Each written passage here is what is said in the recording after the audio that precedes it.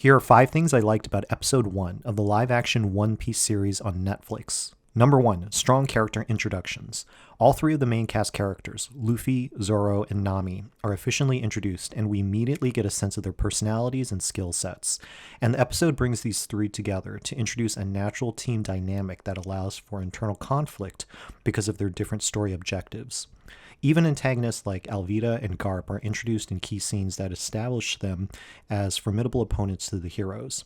Strong character introductions engages us into the story since we're more likely to want to know how things will turn out for Luffy, Zoro, and Nami. Number 2, setting up Luffy's powers. In the fight scene with Alvida on her ship, the filmmakers smartly introduce Luffy's stretching abilities in a gradual way. We don't see him exerting these powers full out when he first faces off against Alvida.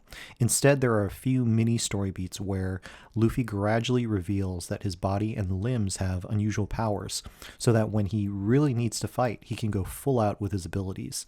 This helps to ease a new audience into suspending disbelief and staying in the world of the story, because we're seeing some of the ground rules being set for his powers. Number 3, giving an arc to the Luffy and Koby relationship.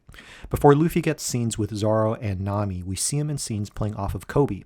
Their relationship is key to understanding the world of the series, as Luffy aspires to be king of the pirates and Koby wants to become a marine.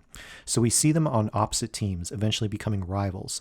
But in this episode, Luffy needs a character foil in Koby to highlight his optimistic worldview and to bring out his personality. This works for bringing out Koby's personality as well. These two start off as comrades, but at the end of the episode, they both acknowledge that they're heading down different paths. Number 4, the Luffy backstory with Shanks. One of the strongest aspects of the series is how the filmmakers set up backstories for characters, and these scenes connect us to deeper motivations and a clear emotional arc for someone like Luffy. In this episode, the filmmakers help ground Luffy as a character by showing his relationship to Shanks, who is a surrogate father to him. We also see how Luffy got his powers from the Devil Fruit. Through his interactions with Shanks, Luffy reveals more of his personality and why he wants to become a pirate. Number 5, the introduction of Buggy as an antagonist. Since there is a need to hook the audience into viewing upcoming episodes, this first episode creates an intriguing story beat by revealing the pirate Buggy at the very end and establishes that he wants to get the Grand Line map from the Straw Hats.